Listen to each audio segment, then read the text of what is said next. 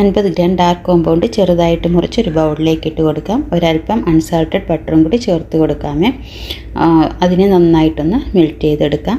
ഇവിടെ 2.5 കപ്പ് മൈദാമാവ് ഞാൻ എടുത്തിട്ടുണ്ട്. അതിലേക്ക് 3 ടേബിൾ സ്പൂൺ കൊക്കോ പൗഡർ ചേർത്ത് കൊടുക്കുന്നുണ്ട്. 1 ടേബിൾ സ്പൂൺ നമ്മുടെ ബേക്കിംഗ് പൗഡറും കൂടി ചേർത്ത് കൊടുക്കാം. 1 നുള്ള് ഉപ്പും കൂടി ചേർത്ത് കൊടുത്തിട്ട് നന്നായിട്ടൊന്ന് ഇളക്കിയെടുക്കാമേ. ഇതെല്ലാം കൂടി നല്ല പോലെ മിക്സ് ആവാൻ വേണ്ടിയിട്ട് 3 പ്രാവശ്യം ഒന്ന് അരിച്ചെടുക്കാം. ഇല്ലെങ്കിൽ നമുക്ക് നല്ല രീതിയിൽ വിസ്ക് കൊണ്ടൊന്ന് മിക്സാക്കി വെച്ചാലും മതി. മാവെടുത്ത അതേ കപ്പിന് തന്നെ 1 കപ്പ് പഞ്ചസാര എടുക്കുന്നുണ്ട്. അതിലേക്ക് 1 മുട്ട പൊട്ടിച്ചൊഴിക്കാം. അതിനെ നന്നായിട്ടൊന്ന് മിക്സാക്കി എടുക്കാം. ഞാനിവിടെ വിസ്ക് കൊണ്ട് തന്നെയാണ് മിക്സാക്കുന്നത്.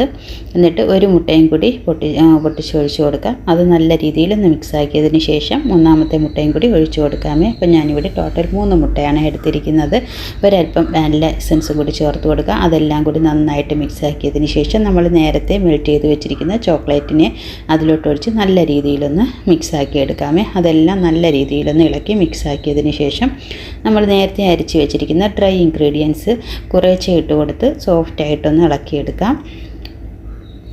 അതെല്ലാം കൂടി 3 പ്രാവശ്യം ഒരുമിച്ചിടേണ്ട, 3 പ്രാവശ്യം വീതം കുറേശ്ശെ ഇട്ട് കൊടുത്തിട്ട് നല്ല രീതിയിലൊന്ന് മിക്സാക്കി എടുക്കാമേ. ഇതെല്ലാം നല്ല രീതിയിലൊന്ന് മിക്സാക്കിയതിന് ശേഷം മാവ് കുറച്ചും കൂടി ഒന്ന് ലൂസാക്കാൻ വേണ്ടിയിട്ട് ഒരു 1/2 കപ്പ് പാലും കൂടി ഒഴിച്ചു കൊടുക്കാം.